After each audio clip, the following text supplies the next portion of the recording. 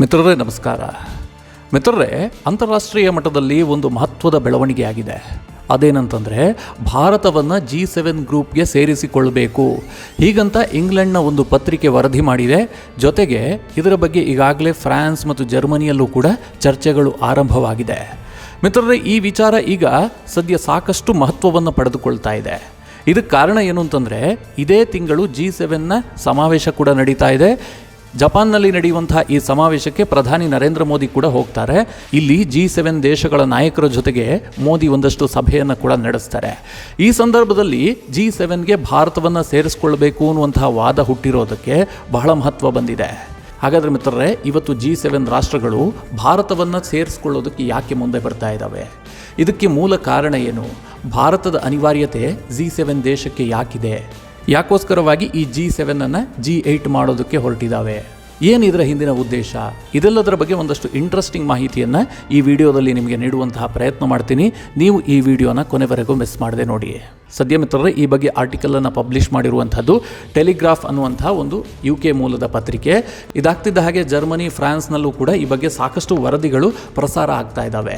ಯಾಕೋಸ್ಕರವಾಗಿ ಈ ವರದಿಯನ್ನು ಪ್ರಸಾರ ಮಾಡಲಾಗ್ತಾ ಇದೆ ಅಂತಂದರೆ, ಇವತ್ತು ಚೈನಾದ ಡಾಮಿನೆನ್ಸನ್ನು ತಡಿಬೇಕು, ಚೈನಾದ ಪ್ರಾಬಲ್ಯವನ್ನು ಕಡಿವಾಣ ಹಾಕಬೇಕು ಅಂತಂದರೆ G7 ದೇಶಗಳು ಎಕ್ಸ್ಪ್ಯಾಂಡ್ ಆಗಬೇಕು. ಮುಖ್ಯವಾಗಿ ಭಾರತದಂತಹ ಪ್ರಜಾಪ್ರಭುತ್ವ ದೇಶವನ್ನು ಸೇರಿಸಿಕೊಳ್ಬೇಕು ಅಂತ ಈ G7 ದೇಶಗಳಲ್ಲಿ ವಾದ ಶುರುವಾಗಿದೆ. ಈಗಿರುವಂತಹ G7 ಏನಿದೆ ಇದು ಕಳೆಗುಂತಾ ಇದೆ ಅಂತ. ಮಿತ್ರರೇ, ಇದಕ್ಕೇನು ಕಾರಣ? G7 ಕಳೆಗುಂತಾ ಇದೆಯಾ? ಖಂಡಿತವಾಗ್ಲೂ ಹೌದು. G7 ಅಂದರೆ ಎರಡನೇ ಮಹಾಯುದ್ಧ ಆದ ಬಳಿಕ ಸದ್ಯ ಇರುವಂತಹ ಈ ಏನು ಕೂಟಗಳಿದ್ದಾವೆ, ಇದರಲ್ಲಿ ಅತ್ಯಂತ ಬಲಾಢ್ಯವಾದಂಥ ದೇಶಗಳ ಕೂಟ. ಸದ್ಯ G20 ಇದೆ, G7 ಇದೆ, ಬ್ರಿಕ್ಸ್ ಇದೆ, ಹೀಗೆ ಅನೇಕ ದೇಶಗಳ ಕೂಟಗಳಿದಾವಲ್ಲ, ಇದನ್ನೆಲ್ಲ ಪಟ್ಟಿ ಮಾಡ್ತಾ ಬಂದರೆ G7 ಟಾಪ್ನಲ್ಲಿ ನಿಲ್ಲುತ್ತೆ. ಯಾಕೆ ಅಂದರೆ ಈ G7ನಲ್ಲಿರುವಂತಹ ದೇಶಗಳಿದಾವಲ್ಲ, ಇವೆಲ್ಲ ತುಂಬ ಎಕಾನಮಿಕಲಿ ಸ್ಟ್ರಾಂಗ್ ಆದಂತಹ ದೇಶಗಳು. ಇಡೀ ವಿಶ್ವದ ಓವರಾಲ್ GDPಯನ್ನು ಕೌಂಟ್ ಮಾಡಿದ್ರೆ ಈ G7 ದೇಶಗಳದ್ದೇ ಸಿಂಹಪಾಲಾಗಿರುತ್ತೆ. ಅಂತಹ ಒಂದು ಮಹತ್ವಯುತವಾದಂತಹ ದೇಶಗಳ ಕೂಟ ಈ G7. ಈ G7ನಲ್ಲಿ ಮೊದಲು 8 ದೇಶಗಳಿದ್ವು. ಈಗೇನು ರಷ್ಯಾ ಇದೆ, ಇದು ಕೂಡ G7ನ ಮೆಂಬರ್ ಆಗಿತ್ತು. ಈ ಕಾರಣದಿಂದಾಗಿ ಇದು G7 ಆಗಿರಲಿಲ್ಲ, G8 ಆಗಿತ್ತು. ಆದರೆ ರಷ್ಯಾ ಯಾವಾಗ ಕ್ರಿಮಿಯಾವನ್ನು ವಶಪಡಿಸಿಕೊಳ್ತೋ, 2014ರಲ್ಲಿ ಕ್ರಿಮಿಯಾ ತನ್ನ ಅಧಿಕೃತ ಪ್ರದೇಶ ಅಂತ ಘೋಷಣೆ ಮಾಡ್ತಿದ್ದ ಹಾಗೆ ರಷ್ಯಾವನ್ನು G7ನಿಂದ ಹೊರಹಾಕಲಾಯಿತು. ರಷ್ಯಾವನ್ನು G8ನಿಂದ ಹೊರಹಾಕಿ G7 ಕಂಟ್ರಿಗಳನ್ನು ಮಾತ್ರ ಉಳಿಸಿಕೊಳ್ಳಲಾಯಿತು. ಸದ್ಯ Japan, France, Canada, US, Germany, UK, Italy ಈ ದೇಶಗಳನ್ನು ಒಳಗೊಂಡಂತಹ ಕೂಟ ಇದು. ಪ್ರತಿ ವರ್ಷವೂ ಕೂಡ ಇದರ ಸಮಾವೇಶ ಆಗುತ್ತೆ. ಬಹಳ ಇಂಪಾರ್ಟೆಂಟ್ ಆದಂತಹ ನಿರ್ಧಾರಗಳನ್ನು ಇವರು ಕೈಗೊಳ್ತಾರೆ. ಹೀಗಾಗಿ ಈ ದೇಶದ ನಿರ್ಧಾರಗಳಿಗೆ, ಈ ದೇಶದ ತೀರ್ಮಾನಗಳಿಗೆ ಬಹಳ ಮಹತ್ವ ಇದೆ. ಈ ಬಾರಿಯೂ ಕೂಡ ಜಪಾನ್ನಲ್ಲಿ ಇದರ 49ನೇ G7 ಸಮಾವೇಶ ನಡೀತಾ ಇದೆ. ಇದಕ್ಕೆ ಪ್ರಧಾನಿ ನರೇಂದ್ರ ಮೋದಿ ಅವರಿಗೂ ಕೂಡ ಆಹ್ವಾನ ಬಂದಿದೆ. ಪ್ರಧಾನಿ ನರೇಂದ್ರ ಮೋದಿ ಜಪಾನ್ಗೆ ಹೋಗ್ತಾರೆ, G7ನ ಸಮಾವೇಶದಲ್ಲಿ ಭಾಗಿಯಾಗ್ತಾರೆ. ಅದಾದ ಬಳಿಕ ಕ್ವಾಡ್ನ ಸಮಾವೇಶ ಆಸ್ಟ್ರೇಲಿಯಾದಲ್ಲಿ ನಡೆಯುತ್ತೆ, ಅದಕ್ಕೂ ಕೂಡ ಪ್ರಧಾನಿ ಹೋಗ್ತಾರೆ. ಹೀಗೆ ಜಪಾನ್ ಮತ್ತು ಆಸ್ಟ್ರೇಲಿಯಾ ಪ್ರವಾಸವನ್ನು ಪ್ರಧಾನಿ ಕೈಗೊಳ್ತಾರೆ. ಇದೇ ಸಂದರ್ಭದಲ್ಲಿ ಒಂದು ಇಂಟ್ರೆಸ್ಟಿಂಗ್ ವಿಚಾರ ಏನು ಅಂತಂದರೆ, ಪ್ರಧಾನಿ ಅವರಿಗೆ US ಸ್ಟೇಟ್ ಡಿನ್ನರ್ಗೆ ಆಹ್ವಾನಿಸಲಾಗಿದೆ. ಈ US ಸ್ಟೇಟ್ ಡಿನ್ನರ್ನಲ್ಲಿ ಪ್ರಧಾನಿ ನರೇಂದ್ರ ಮೋದಿ ಮತ್ತು US ಅಧ್ಯಕ್ಷ ಜೋ ಬೈಡನ್ ಮುಖತಃ ಭೇಟಿಯಾಗ್ತಾರೆ. ಇಬ್ಬರ ನಡುವೆ 1-to-1 ಮೀಟಿಂಗ್ ನಡೆಯುತ್ತೆ. ಅನೇಕ ವಿಚಾರಗಳ ಬಗ್ಗೆ ಚರ್ಚೆ ಆಗುತ್ತೆ. ಈಗ ಈ ಮೀಟಿಂಗ್ ಬಗ್ಗೆ ಸಾಕಷ್ಟು ಕುತೂಹಲವೂ ಕೂಡ ಹುಟ್ಟಿದೆ. ಒಂದು ಕಡೆ G7ಗೆ ಭಾರತವನ್ನು ಸೇರಿಸ್ಕೊಳ್ಬೇಕು ಅನ್ನುವಂತಹ ವಾದ, ಇನ್ನೊಂದು ಕಡೆಯಲ್ಲಿ US ಸ್ಟೇಟ್ ಡಿನ್ನರ್ ಆಹ್ವಾನ. ಇದನ್ನೆಲ್ಲ ನೋಡ್ತಾ ಇದ್ದರೆ G7ನ ಕಂಟ್ರಿಯಾಗಿ ಭಾರತ ಹೊರಹೊಮ್ಮುತ್ತೆ ಎನ್ನುವಂಥ ಎಲ್ಲ ಸುಳಿವು ಸಿಗ್ತಾ ಇದೆ. ಹಾಗಂತ ಮಿತ್ರರೇ, G7 ಸಮಾವೇಶ ಈಗೇನು ಜಪಾನ್ನಲ್ಲಿ ನಡೀತಾ ಇದೆ, ಇದಾಗ್ತಿದ್ದ ಹಾಗೆ ಭಾರತವನ್ನು ಸೇರಿಸ್ಕೊಳ್ಳಲಾಗುತ್ತಾ? ಖಂಡಿತವಾಗ್ಲೂ ಹಾಗಾಗೋದಕ್ಕೆ ಸಾಧ್ಯ ಇಲ್ಲ. ಇದಕ್ಕೆ ಒಂದಷ್ಟು ಸಮಯಾವಕಾಶ ಬೇಕಾಗುತ್ತೆ. ಆದರೆ ಈ ಚರ್ಚೆಯಂತೂ ಈಗ ಆರಂಭವಾಗಿದೆ. G7 ಎಕ್ಸ್ಪ್ಯಾಂಡ್ ಮಾಡಬೇಕು, ಇದೇ ರೀತಿಯಾಗಿದ್ದರೆ ಆಗೋದಿಲ್ಲ ಅಂತ. ಹಾಗಾದರೆ G7 ದೇಶಗಳು ಈ ರೀತಿಯಾಗಿ ಯೋಚಿಸ್ತಿರೋದಕ್ಕೆ ಏನು ಕಾರಣ? ಭಾರತವನ್ನು ಸೇರಿಸ್ಕೊಳ್ಬೇಕು ಅಂತ ಅವ್ರು ಯಾಕೆ ಬಯಸ್ತಾ ಇದ್ದಾರೆ? ಇದಕ್ಕೆ ಕಾರಣ ಮಿತ್ರರೇ, ಬ್ರಿಕ್ಸ್ ದೇಶಗಳ ಭಯ. ಇವತ್ತು ರಷ್ಯಾ ಬ್ರಿಕ್ಸನ್ನು ತುಂಬ ಗಟ್ಟಿಯಾಗಿ ಕಟ್ಟಬೇಕು ಅಂತ ಹೊರಟಿದೆ. ಯಾವಾಗ ಉಕ್ರೇನ್ ಮತ್ತು ರಷ್ಯಾ ಯುದ್ಧ ಆರಂಭ ಆಯಿತು, ರಷ್ಯಾದ ಮೇಲೆ ಆರ್ಥಿಕ ನಿರ್ಬಂಧವನ್ನು ವಿಧಿಸಲಾಗ್ತಾ ಇದೆ. ಇದು ನಿಮಗೆಲ್ಲ ಗೊತ್ತಿರುವಂತಹ ವಿಚಾರ. ಒಂದು ಕಡೆ G7ನ ದೇಶವಾಗಿಯೂ ಕೂಡ ರಷ್ಯಾ ಉಳಿದಿಲ್ಲ, ಇನ್ನೊಂದು ಕಡೆ G20ಯಲ್ಲೂ ಕೂಡ ರಷ್ಯಾಗೆ ಹೆಚ್ಚಿನ ಪ್ರಾಧಾನ್ಯತೆ ಸಿಗ್ತಾ ಇಲ್ಲ. ಹೀಗೆ ವಿಶ್ವದ ಎಲ್ಲ ಕೂಟಗಳಿಂದಲೂ ಕೂಡ ರಷ್ಯಾವನ್ನು ಹೊರಗಿಡುವಂತಹ ಪ್ರಯತ್ನ ನಡೀತಾ ಇದೆ.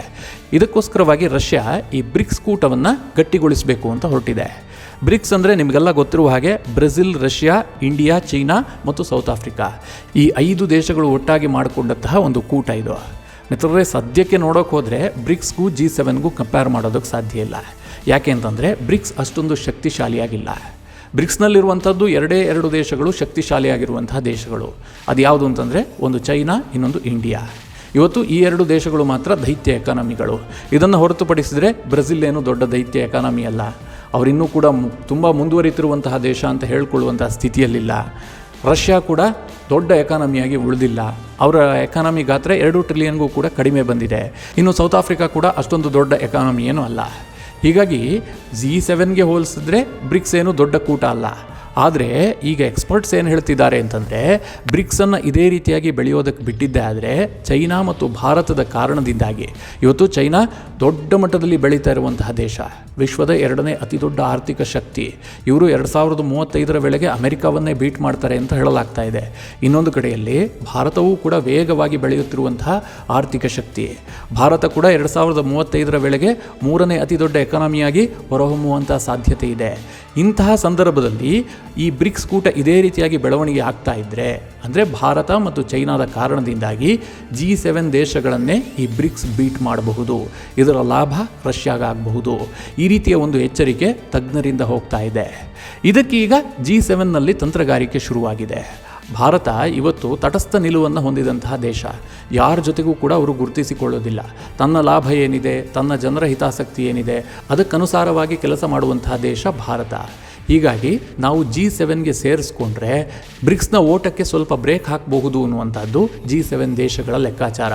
ಮುಖ್ಯವಾಗಿ UK, ಫ್ರಾನ್ಸ್, ಜರ್ಮನಿ ಈ ರೀತಿಯಾಗಿ ಚಿಂತನೆ ಮಾಡ್ತಾ ಇದ್ದಾವೆ. ಮಿತ್ರರೇ, ಮೊದಲಿಗೆ ಅಮೆರಿಕ ಈ ಬಗ್ಗೆ ಚಿಂತನೆ ಮಾಡಿತ್ತು. ಡೊನಾಲ್ಡ್ ಟ್ರಂಪ್ ಅಧ್ಯಕ್ಷರಾದಂತಹ ಸಂದರ್ಭದಲ್ಲಿ G7ಅನ್ನು ವಿಸ್ತರಣೆ ಮಾಡಬೇಕು, ಭಾರತ ಮತ್ತು ಸೌತ್ ಕೊರಿಯಾವನ್ನು ಸೇರಿಸ್ಕೊಳ್ಬೇಕು ಅನ್ನುವ ಅರ್ಥದಲ್ಲಿ ಮಾತನಾಡಿದರು. ಓಪನ್ ಆಗಿ ಹೇಳಿದ್ರು ಅವರು ಈ ಬಗ್ಗೆ G7 ಔಟ್ಡೇಟೆಡ್ ಆಗಿಬಿಟ್ಟಿದೆ ಅಂತ. ಆದರೆ ಮಿತ್ರರೇ, ಡೊನಾಲ್ಡ್ ಟ್ರಂಪ್ ಅಧಿಕಾರವನ್ನು ಕಳೆದುಕೊಂಡರು. ನಂತರ ಬಂದಂತಹ ಬೈಡನ್ಗೆ ಈ ಬಗ್ಗೆ ಯೋಚನೆ ಇಲ್ಲ. ಬೈಡನ್ ಕೇವಲ ಅಮೆರಿಕದ ಎಕಾನಮಿಯ ಬಗ್ಗೆ ಮಾತ್ರ ಯೋಚನೆ ಮಾಡ್ತಾರೆ. ಅಮೆರಿಕದ ಬಗ್ಗೆ ಮಾತ್ರ ಯೋಚನೆ ಮಾಡುವಂತಹ ಅಧ್ಯಕ್ಷ ಅವರು. ಎಲ್ಲವೂ ಕೂಡ ಅಮೆರಿಕದ ಕಂಟ್ರೋಲ್ನಲ್ಲೇ ಉಳಿಬೇಕು ಅನ್ನುವಂಥ ಒಂದು ಆಕಾಂಕ್ಷೆಯನ್ನು ಹೊಂದಿರುವಂತಹ ಅಧ್ಯಕ್ಷ ಬೈಡನ್ಗೂ ಮತ್ತು ಟ್ರಂಪ್ಗೂ ಸಾಕಷ್ಟು ವ್ಯತ್ಯಾಸಗಳಿದೆ. ಟ್ರಂಪ್ ತುಂಬ ಕಾಂಪಿಟೇಟಿವ್ ಮನಸ್ಥಿತಿಯ ವ್ಯಕ್ತಿತ್ವ. ಹೀಗಾಗಿ ಟ್ರಂಪ್ G7ಅನ್ನು ವಿಸ್ತರಣೆ ಮಾಡಬೇಕು ಅಂತ ಬಯಸಿದರು. ಆದರೆ ಬೈಡನ್ ಇದಕ್ಕೆ ಹೆಚ್ಚು ಉತ್ಸಾಹವನ್ನು ತೋರಿಸಿರಲಿಲ್ಲ. ಆದರೆ ಈಗ ಬ್ರಿಕ್ಸ್ ಬೆಳೀತಿರುವಂತಹ ವೇಗ ಇದೆಯಲ್ಲ, ಇದನ್ನು ನೋಡಿದಂತಹ ಬೈಡನ್ ಕೂಡ G7ಅನ್ನು ವಿಸ್ತರಣೆ ಮಾಡೋದಕ್ಕೆ ಮನಸ್ಸು ಮಾಡಿದ್ದಾರೆ. ಮುಂಬರುವ ದಿನಗಳಲ್ಲಿ G7 ವಿಸ್ತರಣೆ ಆಗುತ್ತೆ, ಭಾರತ ಅದಕ್ಕೆ ಎಂಟ್ರಿ ಆಗುತ್ತೆ ಅಂತ ಹೇಳಲಾಗ್ತಾ ಇದೆ. ಮಿತ್ರರೇ, ಏನು ಬೇಕಾದರೂ ಕೂಡ ಆಗಬಹುದು. ಇದೇ ಮೇ ತಿಂಗಳಿನಲ್ಲಿ G7ನ 49ನೇ ಸಮಾವೇಶ ಜಪಾನ್ನಲ್ಲಿ ನಡೀತಾ ಇದೆ. ಪ್ರಧಾನಿ ಕೂಡ ಭಾಗಿಯಾಗ್ತಾರೆ. ಆ ಸಮಾವೇಶದಲ್ಲಿ ಇದರ ಬಗ್ಗೆ ಒಂದು ಸ್ಪಷ್ಟವಾದಂತಹ ಚಿತ್ರಣ ಸಿಗುವಂತಹ ಸಾಧ್ಯತೆ ಇದೆ. ಈ ಬಗ್ಗೆ ಏನಾದರೂ ಅಪ್ಡೇಟ್ ಆದರೆ ನಿಮಗೆ ತಿಳಿಸ್ಕೊಡುವಂತಹ ಪ್ರಯತ್ನ ಮಾಡ್ತೀನಿ. ಮಿತ್ರರೇ, ನಿಮಗೇನು ಅನಿಸುತ್ತೆ ಈ ಬಗ್ಗೆ? ನಿಮ್ಮ ಅಭಿಪ್ರಾಯವನ್ನು ಕಮೆಂಟ್ ಮಾಡುವ ಮೂಲಕ ನಮಗೆ ತಿಳಿಸಿ. ಹಾಗೆ ನಿಮಗೆ ಈ ವಿಡಿಯೋ ಇಷ್ಟವಾದರೆ ಲೈಕ್ ಮಾಡಿ. ಜೊತೆಗೆ ನೀವಿನ್ನೂ ನಿಮ್ಮ ನೆಚ್ಚಿನ ಸಂಸ್ಕಾರ ಸೌರಭ ಯೂಟ್ಯೂಬ್ ಚಾನಲ್ನ ಸಬ್ಸ್ಕ್ರೈಬ್ ಮಾಡಿಲ್ಲ ಅಂತಾದರೆ ಈ ಕೂಡಲೇ ಸಬ್ಸ್ಕ್ರೈಬ್ ಮಾಡಿ. ಮುಂದಿನ ಎಲ್ಲ ಅಪ್ಡೇಟ್ಗಳ ನೋಟಿಫಿಕೇಷನ್ಗಾಗಿ ಬೆಲ್ ಐಕಾನ್ ಒತ್ತಿ.